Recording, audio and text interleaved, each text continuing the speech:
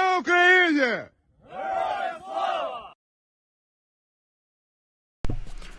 Hello everyone and welcome back to the new news. My name is Paul and I hope everyone is doing well today. I hope that everyone's family is safe and I hope that you are all having a great weekend. Unfortunately this weekend just went a little bit too fast for me. Of course, there's a lot that's been going on in the world, and so we've been busy with that on top of all the personal stuff I gotta do. And I don't know about you, but I am not looking forward to going back to work on Monday, but so it is.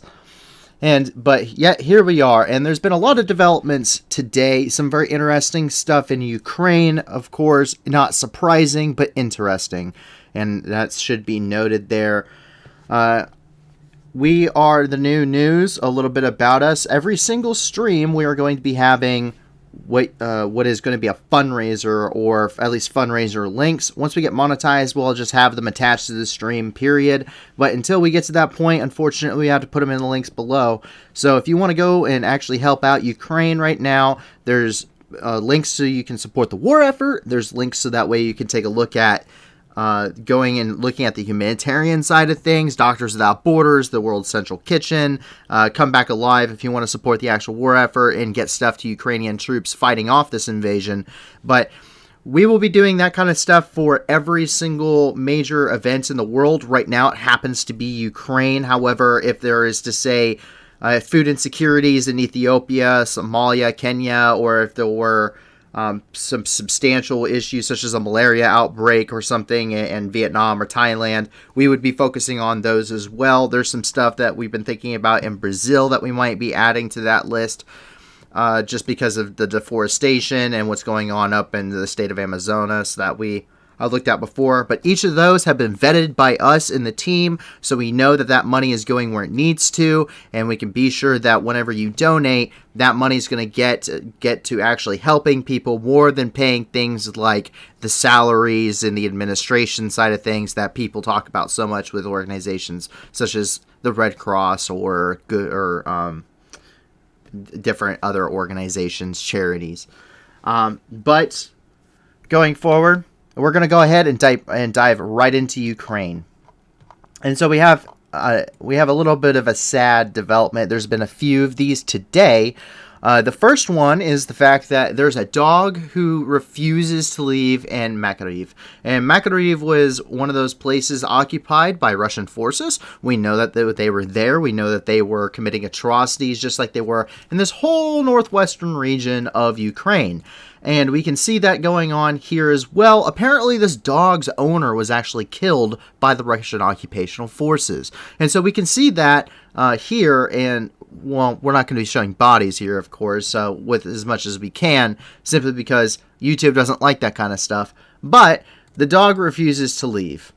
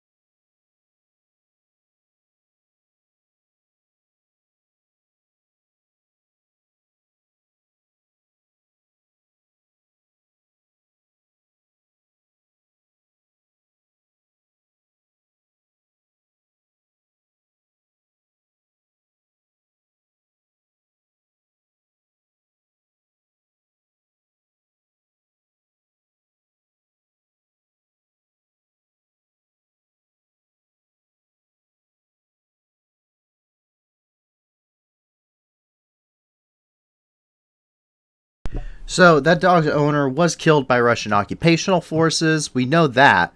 And despite the rescuer's best attempts, the dog simply will not leave.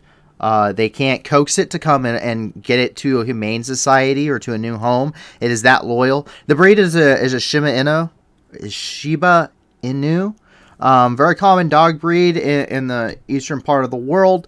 I believe they're actually used by the Chinese military. Correct me if I am wrong, but I believe they're used by the Chinese military. We even had some when I was in Syria, where there was a couple of Shiba Inus down there. We really loved having them. Very loyal. Right now, the rescuers and the Humane Society that are currently in Ukraine are looking for someone who's willing to take on the challenge there. Someone who's willing to, knowing that this dog has such emotional ties to the point that it simply won't leave, even in an active war zone where atrocities were getting committed. It was probably getting abused by the Russians, and it still refuses to leave its owner. But someone is looking for a home, and hopefully someone will step up and take that challenge. However, we're going to move directly on to what's going on. We have a question that came in already. So there was a question on, do we have any info on that dog that got adopted in a Ukrainian camp at the beginning of the war? I do not. We've seen a lot of information regarding different dogs and cats that were left behind unfortunately, by people that had to flee the conflict. There's a lot of people that had to just leave. They came with nothing to places like Poland and Hungary and Slovakia and Romania with nothing but simply the shirts and the clothes that they were wearing. And so most of these kids didn't even have they didn't even get the chance to grab their own, favorite stuffed animal, let alone dogs and pets and a lot of things that, for all intents and purposes, when you're fleeing a war, you may or may not think about, or you may or may not have the ability to take them, not knowing if you'll have to leave them at the border. So we've seen a lot of where Ukrainian forces are going through these areas, and they're finding a lot of people's pets and a lot of dogs and cats. Some are getting adopted by them, but a lot of the videos that we see and a lot of the information we get is stuff that is location unknown. And I know a lot of the information, even with a location unknown, isn't pertinent, and we try to narrow it down. Every once in a while you'll see stuff that we know the region it's at, not necessarily the oblast, such as there's something about a TOS-1 up and around Chernihiv and Sumy that was confirmed to have been in Sumy. It was location unknown, but we could tell just because of where it looked like it was at, that we could kind of guesstimate about where in the country it would happen, or it was happening. A lot of the videos, however, are in very destroyed urban areas, and there's just a ton of them. And unfortunately, we can't narrow that stuff down, and we want to be able to at least give you a general idea in the world of where this stuff is happening. So we omit a lot of information that we just can't identify, because if we can't even identify the location, let alone trying to identify if it happened that day. So I'm sorry I can't answer that question, but I simply don't have an answer regarding that dog specifically. There are dogs that we are tracking. Of course, the good little EOD boy named Cartridge. He is an EOD bomb-sniffing dog. I believe he is a beagle. But he runs around. We've seen pictures of him. He's northwest of Kyiv. He's going through and helping to find some of that UXO. For the most part, a lot of these animals we simply just do not have a track record for. And it's very difficult to get continuing information on them, especially as these front lines and everything develop in a very fluid situation. Units are moving constantly. There's currently, we'll get to a little bit later, but units that are clear up from Zhytomyr that would have been fighting up in Kyiv, we know are already on the Eastern Front. So it's very hard to keep track of where some of the animals and even a lot of these units are actually at and where they're fighting from. But we got some information today to pinpoint some of that down. Hopefully we'll get some more in the near future.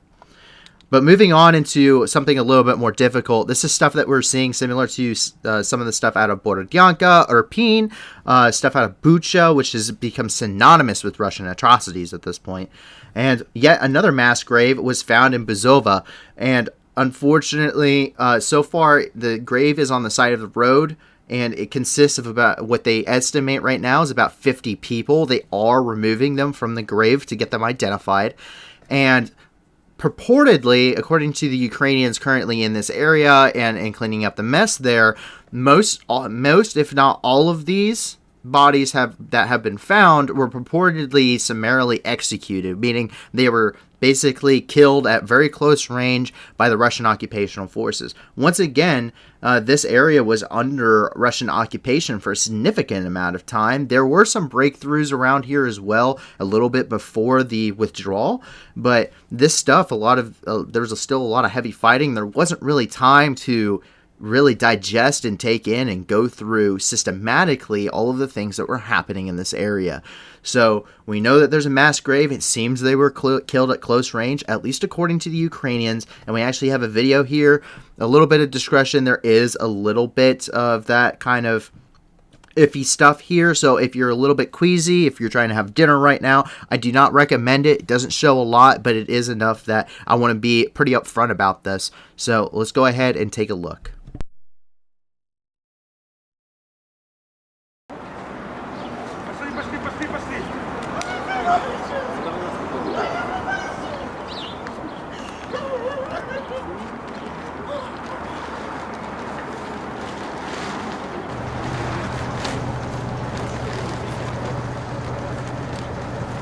По всій дорозі нашій від Березівки до Дмитровки більше 50 чоловік загинуло.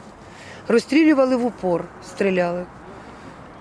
Там воно є машина, де згоріло дитятко 17 років, одні кісточки залишилися, і жінки півголови знесло. Далі там, ось туди далі, там чоловік згорів, коло машини лежав. На тополі там розірвало машину вщент, до людини осталась нога і рука. Прикопали при дорозі, вчора забрали їх там звідти. Ну, таких випадків багато. And that was coming out of a Ukrainian news source. We originally saw it in a separate tweet, but we decided to go ahead and track this one down because it actually had footage of what was going on.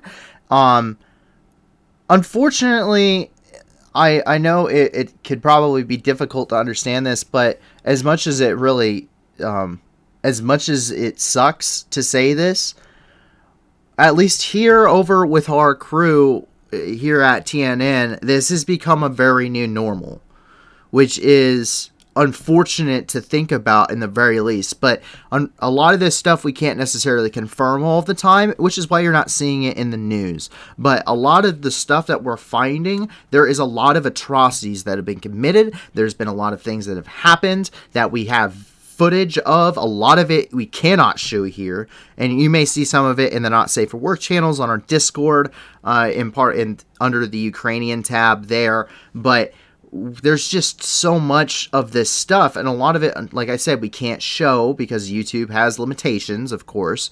But it's frustrating, but it's also sadly become the new norm. These kind of things are coming out every single day. There's hundreds and hundreds and hundreds of photos and videos that are coming out every single day on stuff just like this. There seems to be new mass graves found every day. It takes time for us to confirm that this stuff is either happening, or we need it from multiple sources so we can say that this thing happened.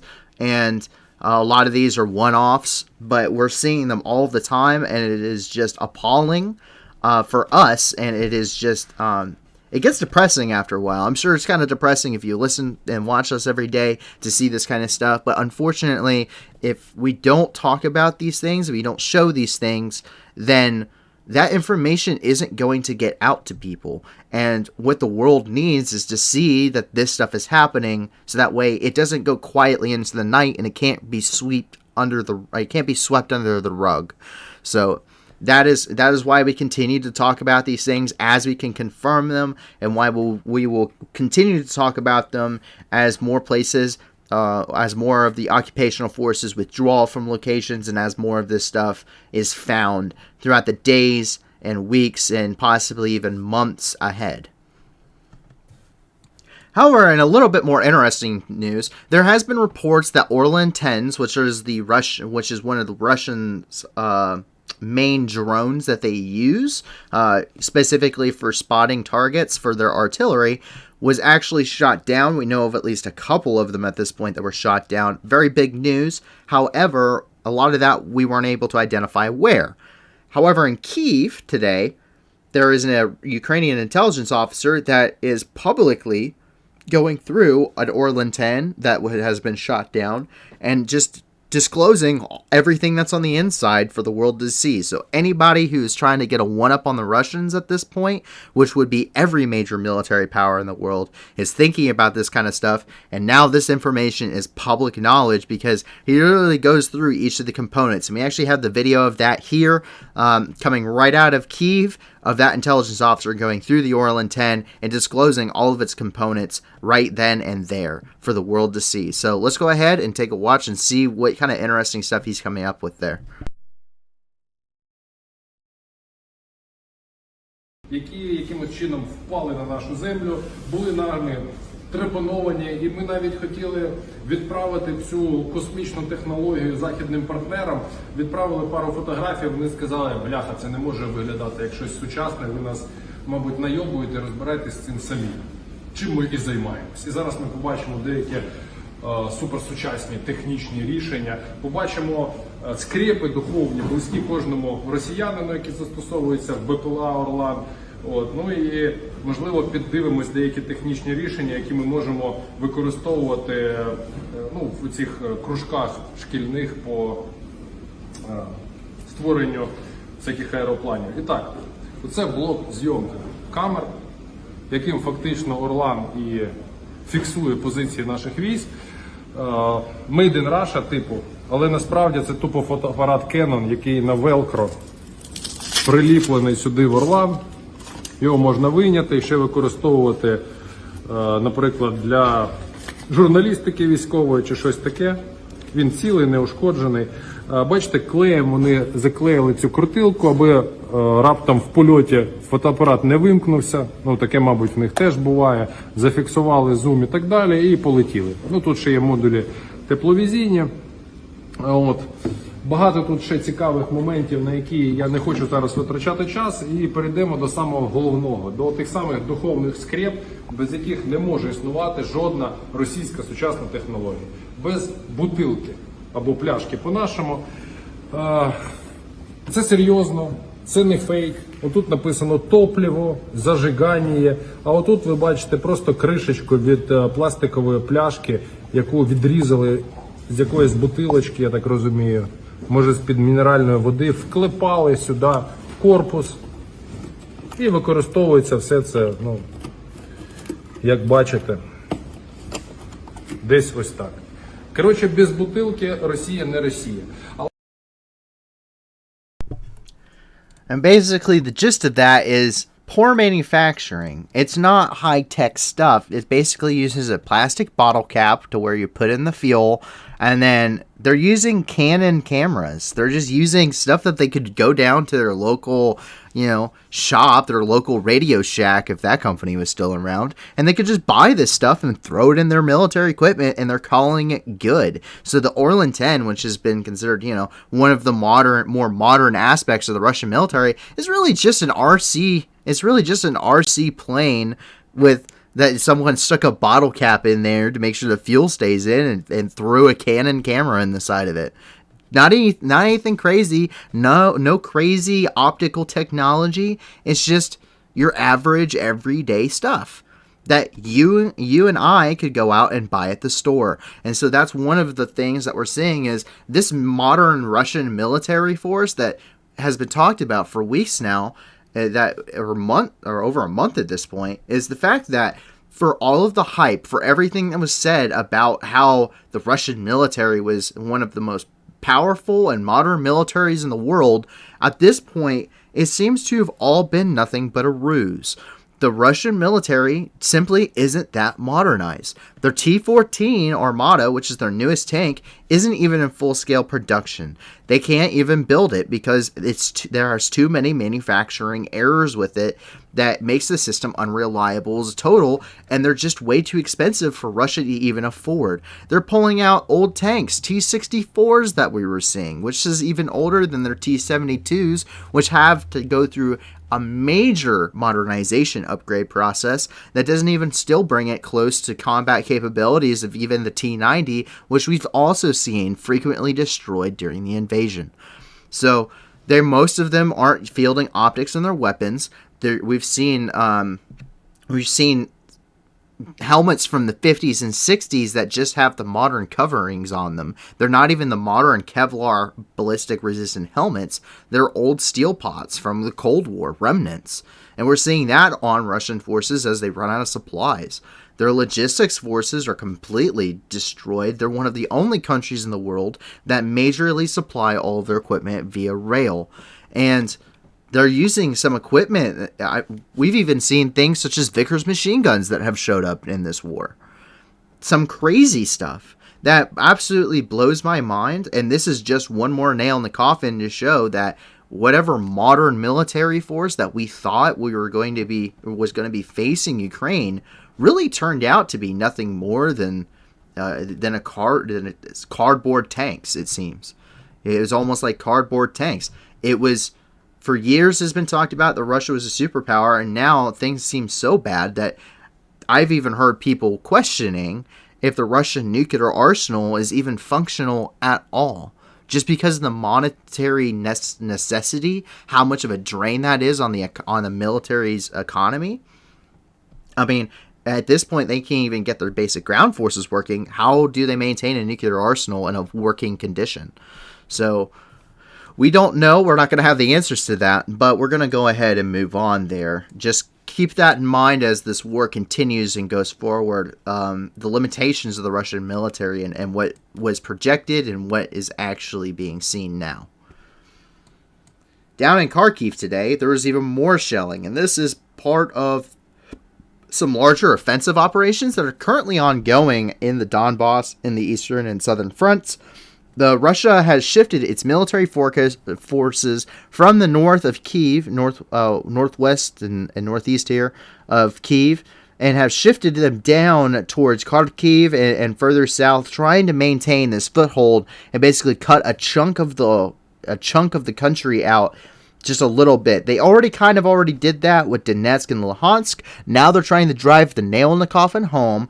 And with Kharkiv, they're just going to basically round this border entirely and also build a land bridge down to Crimea, because Crimea is terrible when it comes to logistics for the Russian forces.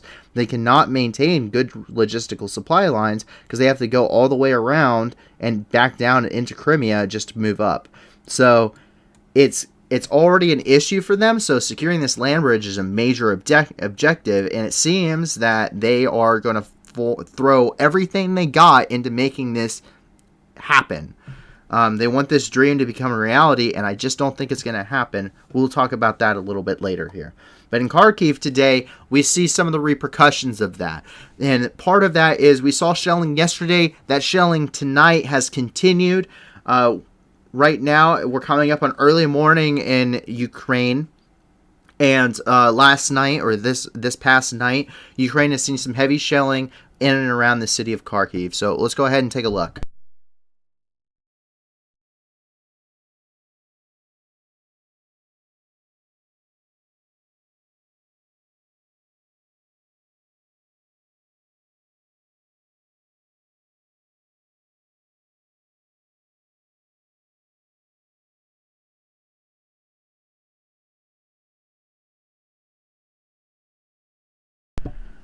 So obviously the shelling has continued. Not very surprising. There's been heavy shelling along this entire front. We saw a lot of ballistic missile launches yesterday, and we will probably see this continue as the military commander that's now been put in charge of the invasion. It's the first time Russia has ever put an actual military commander, a single man, in charge of this military operation, and his nickname is actually the Butcher of Syria from his operations there in the mid-2000s and mid to late 2010s.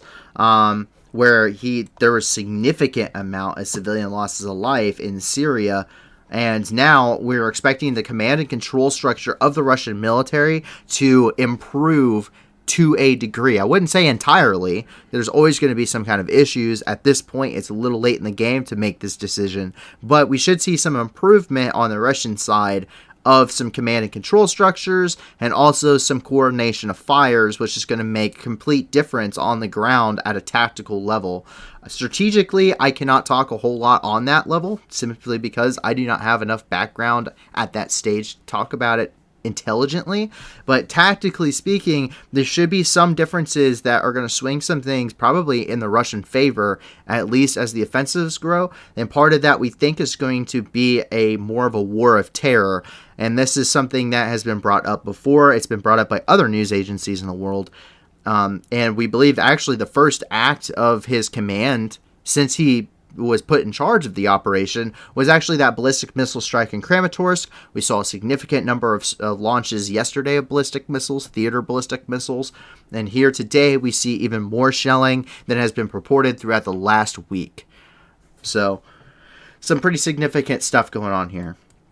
However, as we move down towards Kramatorsk in Izium and in this area, we see that the Ukrainians are fighting back against the Russians, and we have some interesting news. The first ever documented use of the United Kingdom's Starstreak weapon system in Ukraine was actually done by the Ukrainian 95th Air Assault Brigade. We do know that the Air Assault Brigade is operating in this general area. That's how we kind of pinpointed this, is from previous data of the last couple of days, specifically April 6th and April 7th news there. But we can see them actually successfully shooting down a Russian Orlan drone. So yet another Orlan drone has been shot down, and I'm sure they will also find a Canon camera inside of that one. So let's go ahead and take a look at that.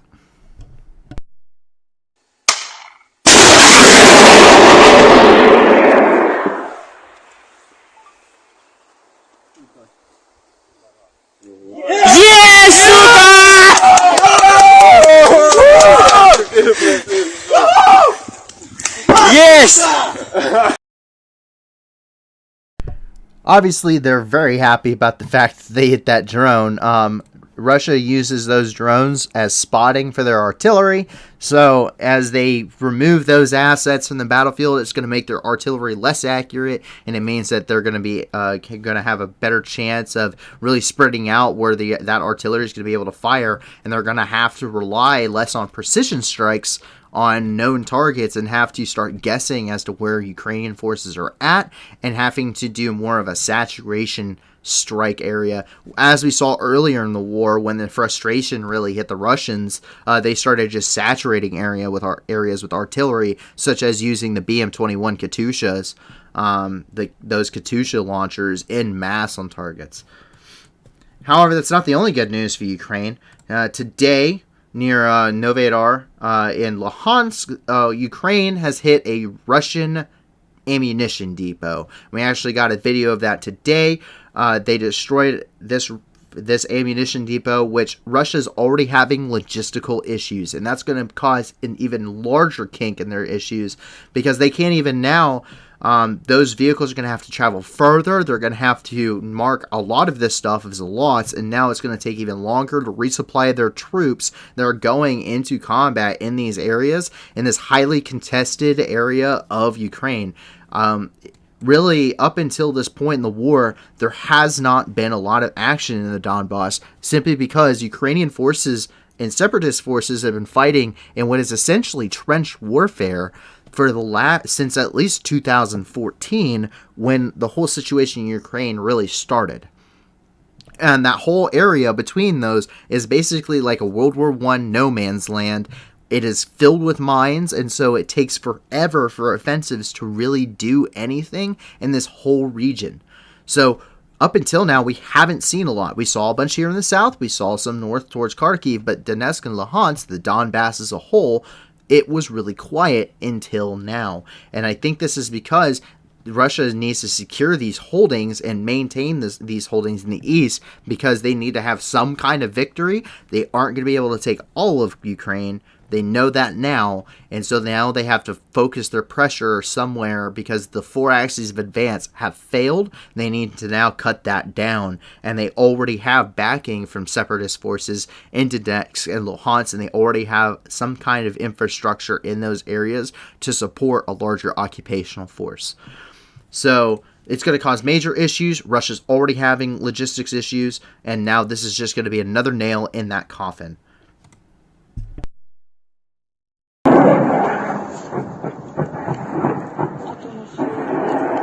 Пиздец просто. Глянь, полетела.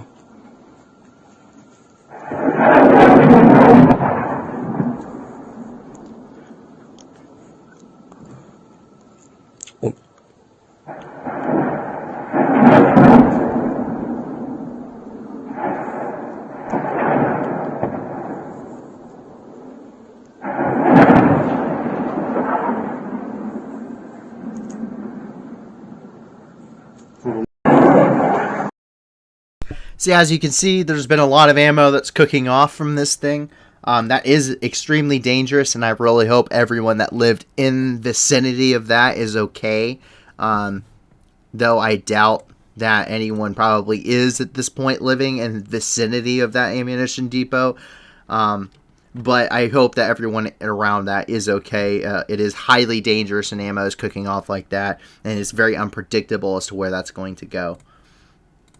However, in Luhansk today, we've seen the mobilization of the separatist forces, and we also know that there is some conscription going on. That Russia is saying that it's mass volunteering on the part of the separatists and people in these regions to fight against Ukraine. However, we're pretty sure that that is nothing more than propaganda. We've seen a lot of propaganda coming from the Russian side. We've even pulled up Russian news channels here on this very same news stream before in previous days, showing you exactly what Russia is saying from their state-backed organizations and news stations there. And so we believe that this is similar to that situation. And today we actually have a video coming out of the city of Luhansk where Russian force or separatist forces are chasing down conscripts in the city. So let's go ahead and take a look at that.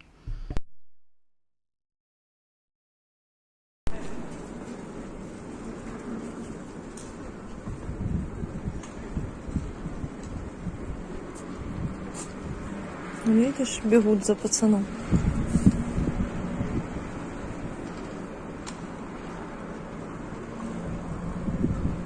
То побежали за ним, да? За ними.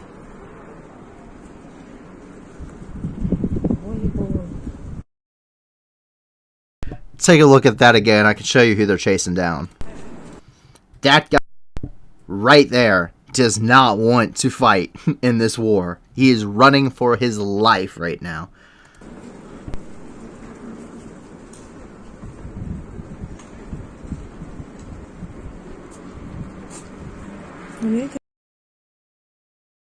So as you can see, they aren't entirely backed. In fact, there's been a lot of video evidence coming out of here showing that a lot of the citizens that are in these separatist and Russian-occupied areas are kind of appalled at what's going on. And so we know that there isn't that much backing. We've even seen separatist forces that are on their way up to areas such as Sumy earlier in the war before Russia pulled out of these areas that said, we do not want to fight in Sumy. Like, even the separatists who are wanting to break away from Donetsk and Luhansk do not want anything to do with the rest of the war. Even if they're hardcore separatists, and most of them aren't. Most of them have been conscripted and mobilized by the Russian military. And nonetheless, on top of that, most of them were also given 100-year-old Mosin Nagant rifles. So, yeah, they're probably not going to be super combat effective anyway. And I can't imagine that's probably getting handed a Mosin Nagant that your great-grandfather used in World War II, and his dad before him used in World War I, and during the Red Revolution. He probably doesn't put a good gut, or doesn't give you a good gut feeling when the AK-47's been around for 80 years at this point, which is much more effective at his job. So, moving on from that, however, we can see that Russian force buildup in the Donetsk and the Luhansk area within this whole Donbass region continues as near Zures, which is in the Donetsk Oblast. There was Russian vehicles on the move. We saw at least one today, and we have a video coming out of that.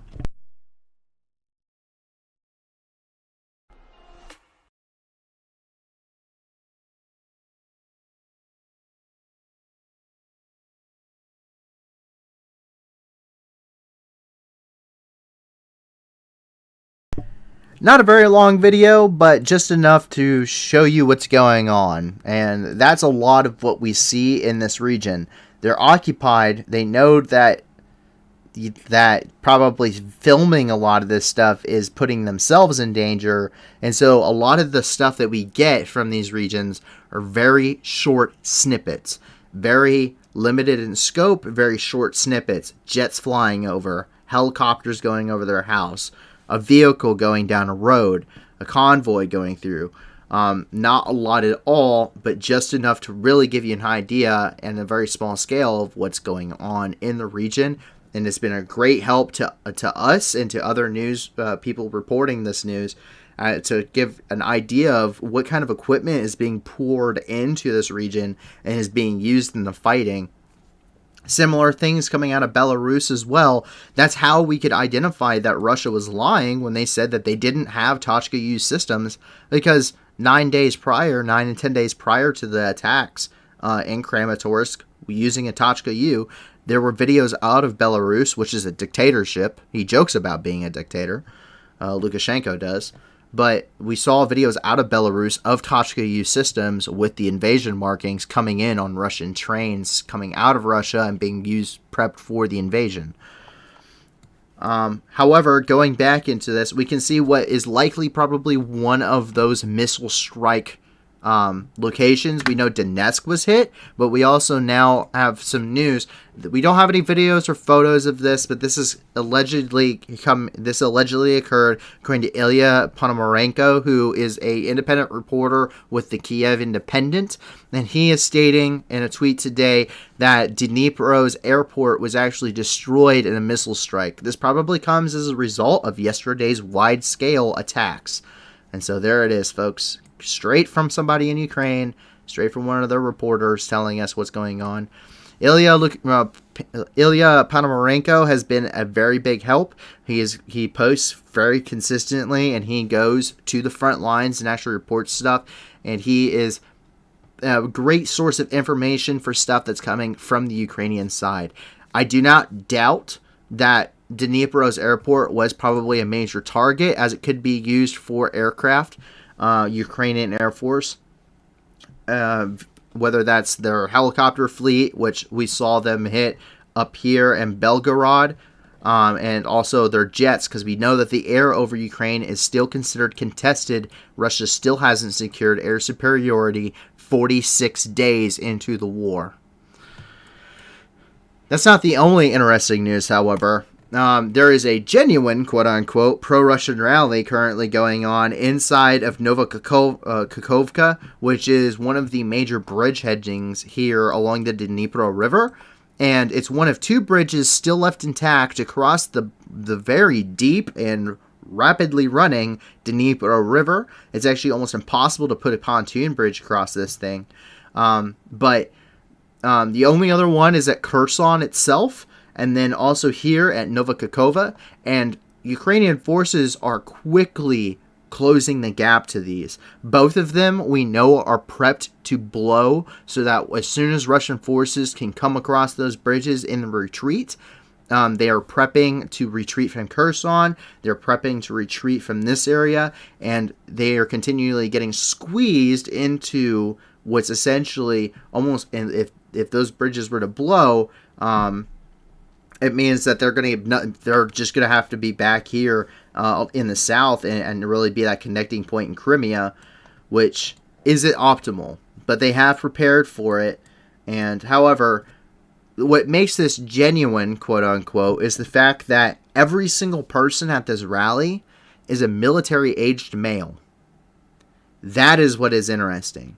We've seen pro-Ukrainian protests all over the area, all over the occupied zones. In Kherson and Enerhodar, we've seen them in Melitopol, and yet here, and it was all people of all different walks of life, yet here, there's one pro-Russian rally, the only one we've seen in the entire country thus far, that at least we've reported on, and it's all military-aged males who would have been conscripted and currently fighting in the area.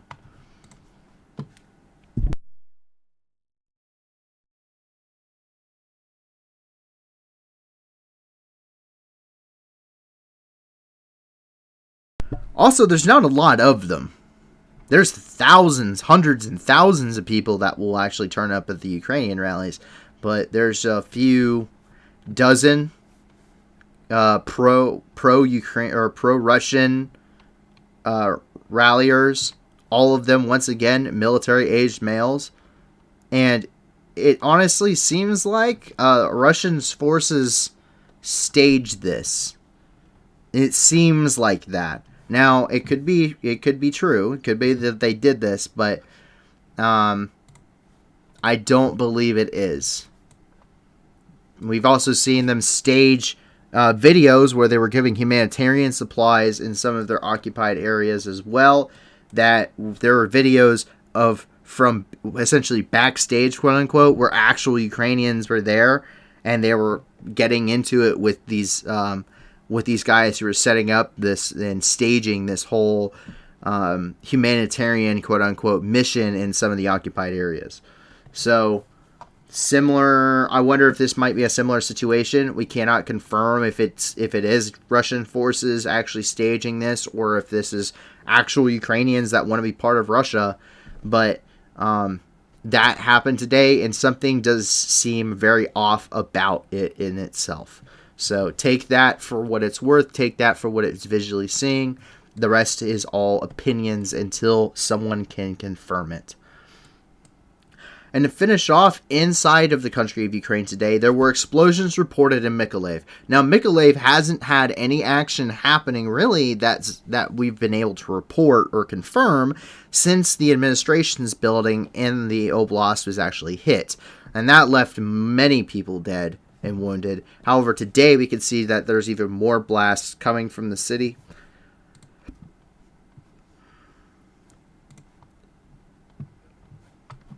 And so we're not quite sure what's happening, but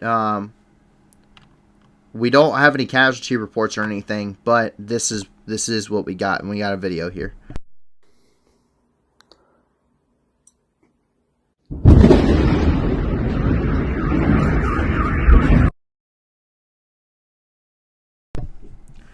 Wow, that was a big one. So we know they're using pretty heavy munitions in this area. We don't know where it's getting fired from. We've been lucky so far whenever we find that kind of stuff, but there's some pretty significant amount of stuff. I did kind of lie about the last thing in Ukraine. I say kind of because this is happening in Sevastopol, which is in Crimea. And we know that this is probably at least one of the objects that could have been shelling Mykolaiv.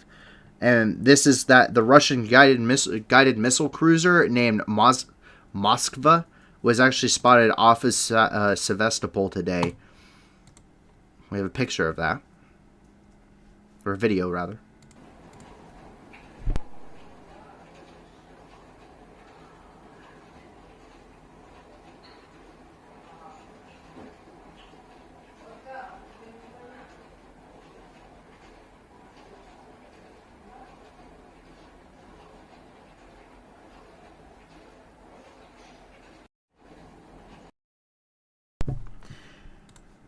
Very obviously, it's nice, armed, and dangerous, like the rest of the Russian fleet here in the Black Sea. So it should be noted, Russian vessels are usually better armed than Western vessels, such as the United States. Their naval fleet is going to be more heavily armed, but that's because they have less ships than, say, the United States. So it's kind of a trade-off. They have a lot more missiles, they have a lot more firepower per ship, and it looks very intimidating, but they have a lot less ships to bring into the fight. So it's trying to make up for that lack of real shipbuilding there. But as for Ukraine itself, that is it for inside of Ukraine today. Obviously, the atrocities continue with things such as the mass graves there in Buzova, the shellings in major population centers such as Mykolaiv and Kharkiv. I'm sure, even though we didn't hear about it today, I am sure there's some more developments happening in Mariupol. There's definitely more shelling going on. We've heard reports that there were mobile crematoriums in the city, and that's coming from the Ukrainian side. But that is the news inside of Ukraine itself. There is some, however, related. And as we move into the international news here, take a look at Russia. Civilians are, we have heard some kind of mixed reviews about about some of the polls that have gone on inside of Russia. We think that those polls aren't doctored at this point. We're very certain that the polls in Russia aren't necessarily doctored, because there were people that definitely answered no, they do not support the war effort. But right now it's something like 75 to 80% of Russians support the war. We think that's true, but that we think that's more or less true because they're not really hearing anything else. All of the international and independent news that wasn't state-run in the country has been shut off. They're isolated to the point that at this point, Russia is considering making their own inside of Russia internet system and just cutting off the rest of the world from the internet, from their internet. They've shut down all social media. They sent out huge updates, and it's actually the only way you can get information out of Russia is people that did not update their phones. They haven't had an update since like 2021. As long as they don't update their phones, they can still access the internet and everything else and all of that social media, which is very interesting. So today we got some footage coming out of civilians in Kursk coming to see off the Russian troops headed to fight in Ukraine.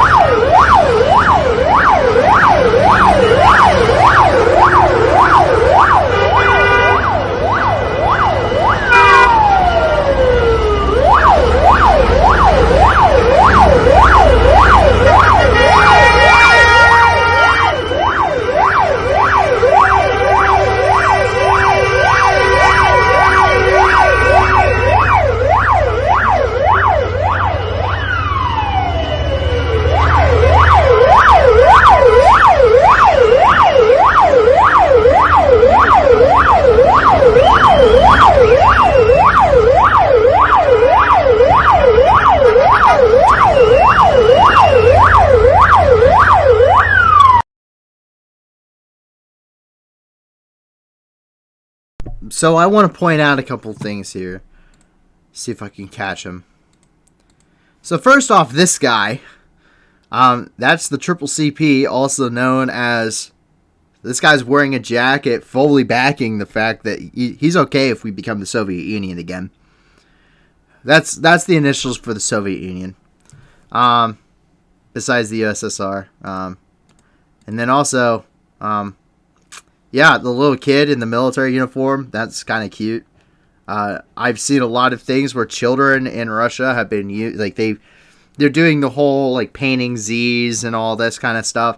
And when you really look at what's going on inside of Ukraine versus the stuff that's getting told to children, and some of the cartoons even that children are seeing, anti-bullying ads, quote unquote. Some pretty interesting stuff going on.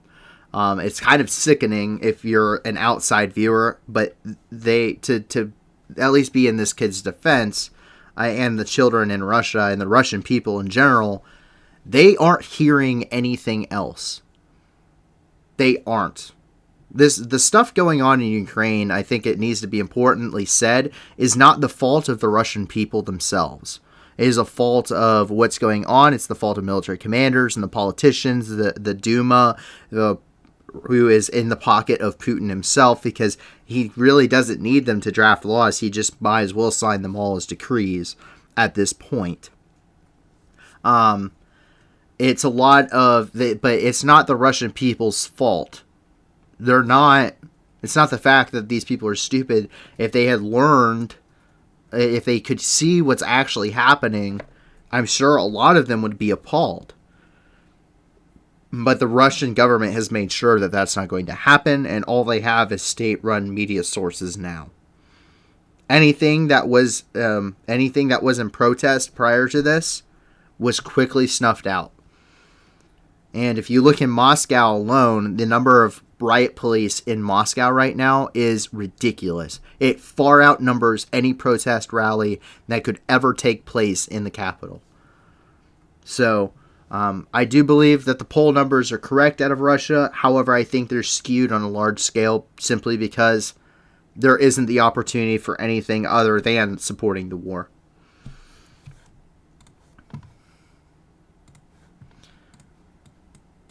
However, there is some controversy now coming out of Russia.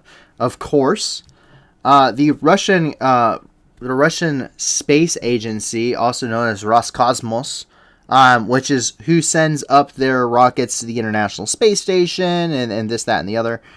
They've been a major supporter in sending up this kind of stuff.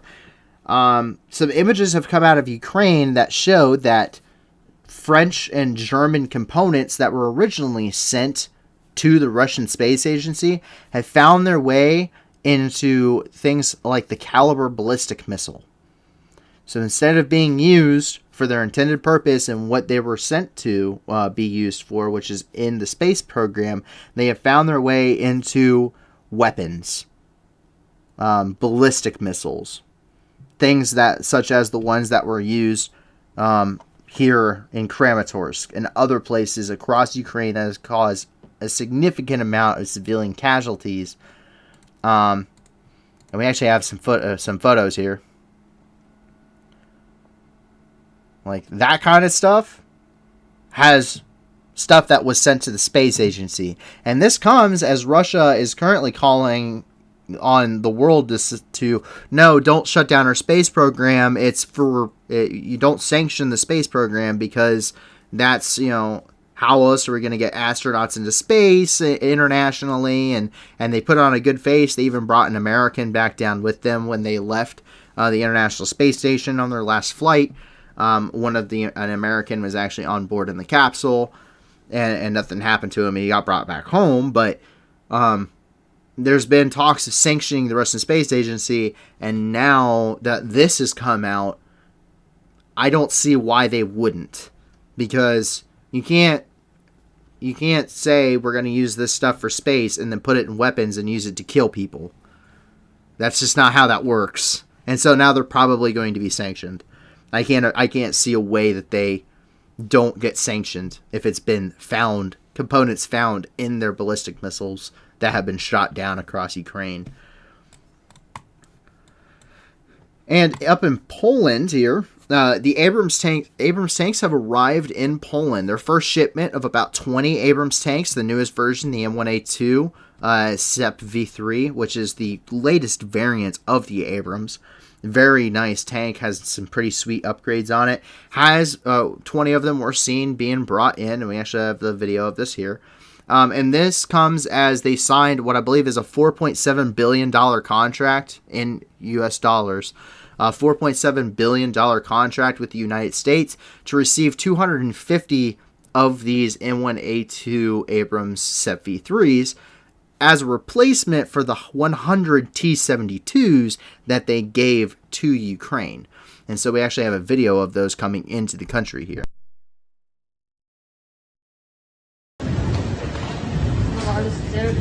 Офигеть, офигеть. Смотрите, что творится.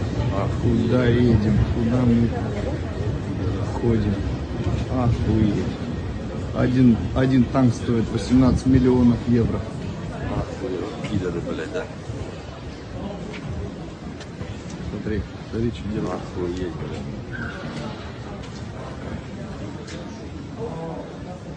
Это Зоист. Вокзал, ЖД вокзал. Сука, прикинь, да?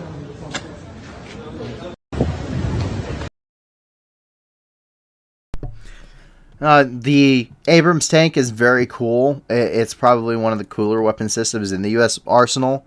Very capable tank, very fast, unbelievably fast. And a little known fact: most people think, oh, well, if you're in the infantry or whatever, you can crouch behind a tank. Do not crouch behind an Abrams tank. So an Abrams tank actually uses jet engines, and that's what powers it. And the exhaust that comes out of those back radiators is over 600 degrees Fahrenheit. So you can't just like go up behind it and crouch behind it like you see in movies. That is hot, scorching hot. And unfortunately for me, when doing training one time, I found that out the unfortunate way of I ran behind the tank, not realizing how hot it really was. Something pretty dumb for someone who needs to know a lot about tanks for their job. And I went to go use the phone on the back to talk to the crew and ran into that super hot exhaust. And it was a miserable experience. I envy anyone who has had that experience, or I do not envy anyone else who's had that experience. If in the event that you ever see one of these at what could be a demonstration or whatever, if it's running, don't stand behind it. It does not end very well. It's a terrible time, and you will regret it for a long time to come. Just a little tidbit there. Another interesting development, however, is Serbia, which is one of Russia's allies there in the Balkans, actually received what seemed to be kind of a semi-secret shipment of anti-air missiles that was actually flown into the country by China today. We're getting this one from the Associated Press. We know we don't have contacts everywhere in the world. We're just starting out. So unfortunately, we do have to rely on other news sources to get a lot of this stuff because we can't be everywhere at once. But the Associated Press is actually reporting on the semi-secret delivery of missiles into Serbia. The issue with that, and it's a pretty big one, is the fact that Serbia, Bosnia and Herzegovina, Montenegro, Kosovo, all of these countries do not generally like each other. The peace in this part of the world is relatively new. From talking mid to late 90s, such as the Bosnian War, and I'm sure if you've ever heard Carol of the Bells, the one during Christmas time that always gets played by the Trans-Siberian Orchestra, that is also nicknamed Christmas in Sarajevo, which is the capital of Bosnia. But there was a lot of things. There's genocide and all sorts of things that happened in this region less than 20 years ago. And so the peace is very fragile. And when you're seeing arms shipments of brand new anti-air missiles getting shipped into this on top of the stuff that's already happening in Europe, it means that this tensions are already rising in the region anyway, let alone with now arms buildup. And we don't know how extensive that arms buildup is yet. So that is the concern in this region. We don't want to have Ukraine going on and then having something pop off here between Serbia and Bosnia, or Serbia and Kosovo. That would be a really bad time, and there's already a lot of bad blood there that would make this excruciatingly bloody, and could even move into the realm once again of genocide, which is a big concern because we've already seen that. And a little bit lighter news, however, we don't have anything to go along with this, but currently Sweden and Finland are currently planning on joining NATO. This has been an ongoing development, but they've kind of given a time frame for us now, and that is that the countries are expecting to join NATO, the NATO alliance, by this summer. This comes as not only has Russia threatened just Ukraine and invaded Ukraine, but there has been all sorts of threats to areas along the Baltic states. There's been apparently troop buildups here in Kaliningrad, as we saw some aircraft that flew into there. And there's been threats against Finland, Sweden, Latvia, Estonia, Lithuania, Poland. There's actually troop presence in those areas from NATO, as long as they are NATO members. And now we know that Finland and Sweden, who before the war in Ukraine happened and the threats coming from Russia, they did not really want to be part. They did not see that alliance as a necessity, and now that has changed significantly. It's almost done a complete 180. I think less than 40% of Finland's populace before the war in Ukraine believed in joining NATO. That has currently, estimates are up between 65 and 80% of the population now think that joining NATO is a necessity for their safety and security. And that does it for Europe. However, we have a couple of interesting developments here in the Middle East. Nothing in Africa today, or in the Americas, but here in the Middle East, that tension between Israel and Palestine continues. There's been a lot of attacks in Tel Aviv, Hadera, another one in Tel Aviv. There was one in the southern part of the country, I believe in Rahat yesterday, where there was a cafe shooting. There's been raids in the Gaza Strip that has been led to the deaths of several Palestinians. There was rockets yesterday in the north. Today we have another Palestinian killed. A Palestinian woman was purportedly attacked, a member of the IDF, with a knife. He was injured near the Abrahim. I'm going to try that again. Haram-e Abrahim Mosque in the West Bank, near the settlement of Hebron. And she injured him, they opened fire and killed her. And so we have a related photo of the IDF during the incident while they were patrolling. This isn't the first time there's been some Palestinian tensions. There have been raids once again, and the tensions, which were supposed to de-escalate very recently, as there was kind of a coming together of the Palestinians, the Israelis, and multiple other Arab nations who are not necessarily a fan of Israel. They're kind of isolated and alone and unafraid in this part of the world, but they all came together and had multilateral discussions on security and stability in the region. And then ISIS attacks and Palestinian groups, resistance groups, and the IDF started going at it. And it's really broken down any kind of relationship Palestine and Israel built during those talks.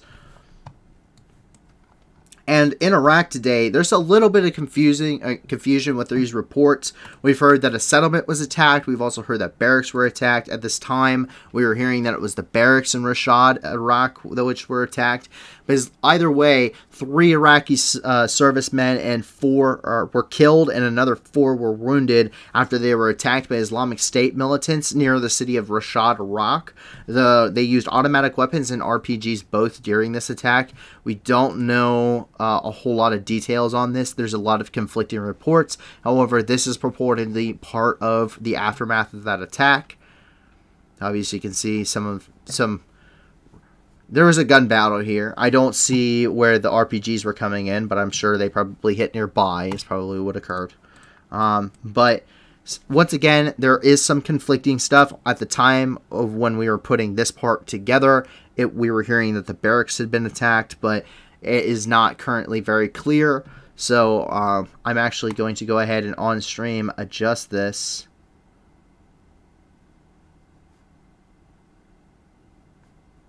Let's see here.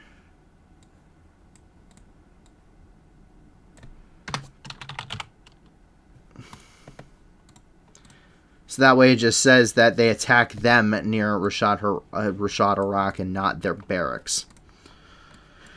So, you saw it here. We do make mistakes, and we try. I know Riley and some of the other staff members that are on this try to correct some of my mistakes midstream, but not everything is something that they can correct, and we try and make sure that whenever we put out misinformation or if we say something incorrectly, that we are putting that forward and correcting ourselves publicly, so that way you guys can understand that we're people, we're not perfect, and we try and at least do the best job that we can, and we're going to admit when we have our failures as well. So you saw it here. We did correct that. We don't know if it was their barracks or if it was the town or a convoy, but we do know that 3 of them were killed and another 4 wounded by Islamic State militants. So we've had some interesting developments that have come out of Islamabad and Pakistan in general.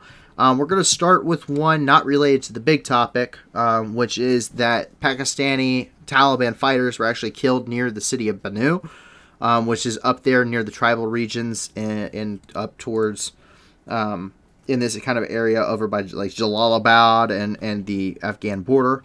The Pakistani Taliban five of them were killed in a raid that secured IEDs, weapons, communications equipment, intel.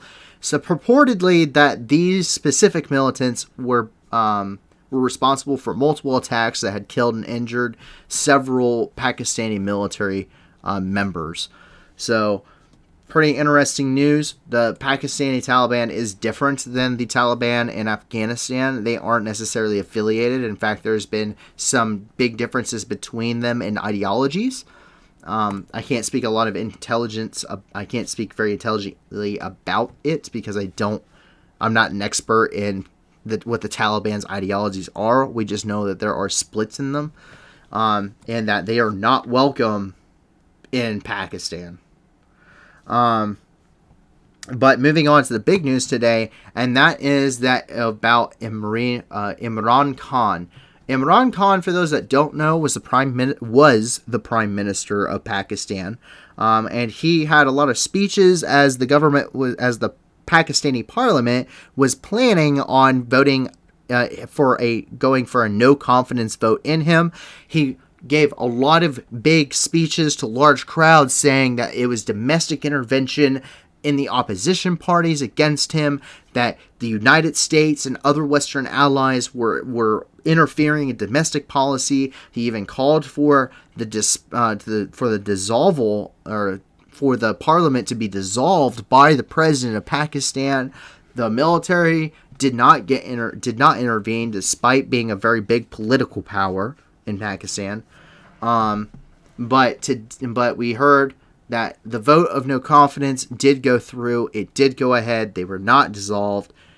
It was voted in favor of a no confidence vote, and then Imran Khan resigned. There was some rallies. We now have more information on them. In Islamabad and across the country, thousands of Pakistanis took to the streets and protested, wanting Imran Khan reinstated as the prime minister, some calling for it to be indefinite.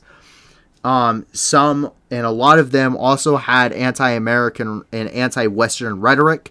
Other protests by Pakistani nationals and those that also believe that the U.S. and other countries were interfering held protests in areas such as the United States, the United Kingdom, Australia, and many other countries across the world. And so we actually have some photos of that here. Government! Not accepted! Prime Minister! Imran Khan! Prime Minister! Imran Khan! Prime Minister! Imran Khan! What is government? Not accepted! What is government? Not accepted! Pakistan! Zindabad! Pakistan! Zindabad! Pakistan! Zindabad! Pakistan! Zindabad! Not accepted! Not accepted!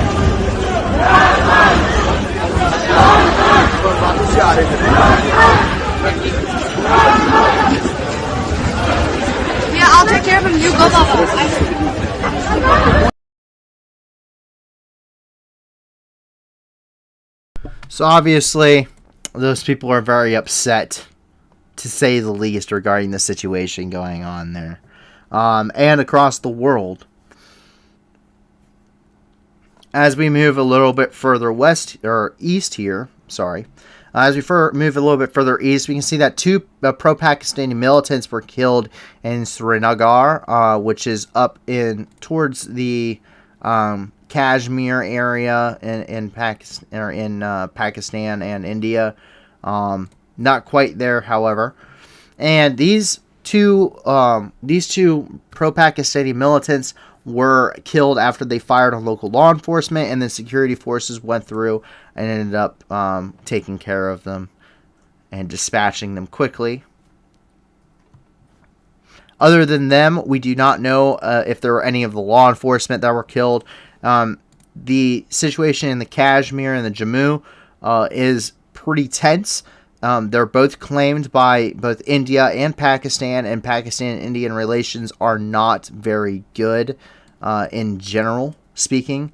There have been some developments and some compromises made on both sides in recent years. However, there is still a lot of tension between both nations, and it's considered a hotbed for activity that could have global security implications, mainly because both India and Pakistan are both nuclear powers, and they do not like each other. So it's always interesting. This is something to always kind of be aware of, that these tensions do exist. It's not just places like NATO versus Russia. Other places in the world have similar tensions that just aren't necessarily talked about on the same level. Sri Lanka has some news coming out today. We got this one from France 24. Sri Lanka reported today that they are almost out of medical supplies. This is because of the ongoing economic and energy crisis going on in the country. They do not have enough resources inside of the country of Sri Lanka to actually, they have to rely on imports such as diesel and coal, etc., to actually use power. But they're so broke, they just don't have the foreign exchange in the country. They just can't afford it. They can't afford to import. And so they're so broke that even India sent 6,000 metric tons of diesel. They also sent several metric tons of food relief to the country. And likewise, right now they're saying that they can't afford to bring in medical supplies, including the necessary tools and medicines. They're even saying in some parts that there are some facilities that close down because they don't have the anesthetic to actually do any of the scheduled operations. They are that low and desperate. So, an interesting development. There is still a lot of unrest in this part of in Sri Lanka. There is a lot of protests. There's been curfews, states of emergency, violent protests, and even a lot of their social media and internet has been cut off, much like Russia did. They cut that off to kind of keep people from talking with each other and organizing these kind of demonstrations.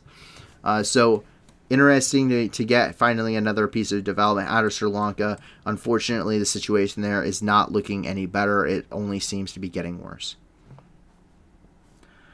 And to finish off the day today, we have news out of Shanghai. There was a lot of stuff early on that came out. We didn't report on it a whole lot because it seemed pretty standard for China, which is the major lockdowns in their major cities as they are trying to keep COVID-19 from spreading. So the backstory on this is that Shanghai pretty much overnight said that they had 21,000 brand new cases of COVID-19 and instantly locked down. Could not go get food, could not go get anything. There was no preparing for it. People were literally told, you cannot leave. We will arrest you and isolate you if you leave your apartment or your house or whatever. And Shanghai has millions of people living in it. It's China's second largest city. And at this point, people have started to run out of food. They didn't have a lot to begin with because they weren't expecting this. Happened instantly. And now there has been unrest. And that has come to the point that there are now food riots. And China is bringing in its military. We saw armored vehicles. We saw tanks rolling into the city. We've seen thousands of Chinese troops coming into the city. And there's even there are some reports, but we cannot confirm this. But for some reason, Chinese forces are even taking away pets from the civilians and killing them. We don't know this for sure, but they're bringing the hammer down on Shanghai. We saw yesterday where people were screaming out their windows, and today we can see them fighting.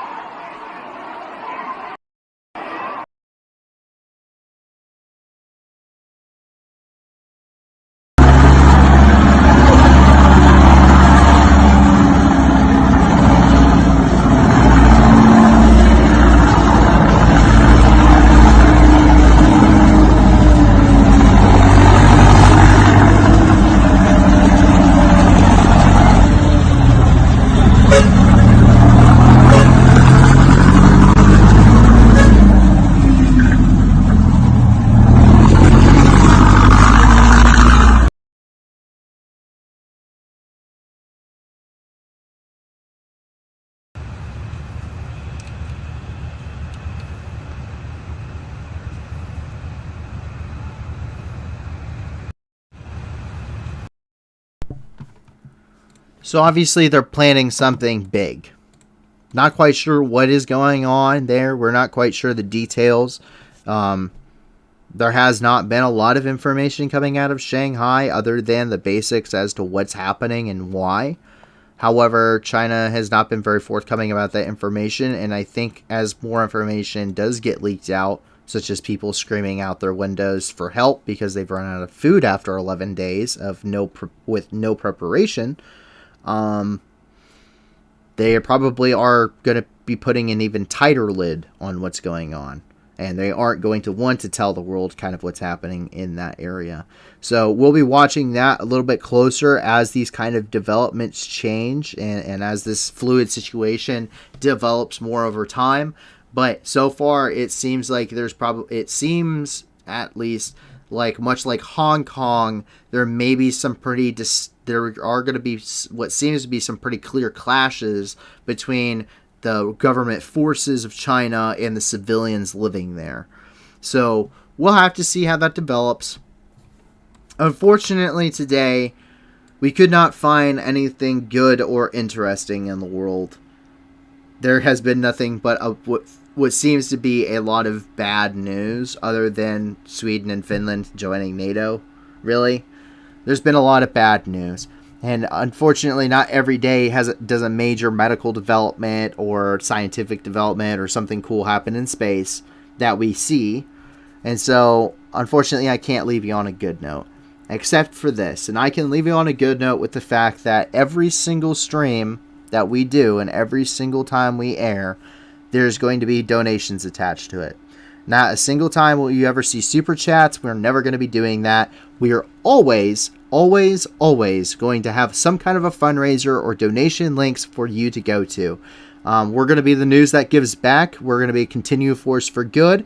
And we please support us in this endeavor because there's enough bad stuff going on in this world that we need to be able to put something back into it that's good.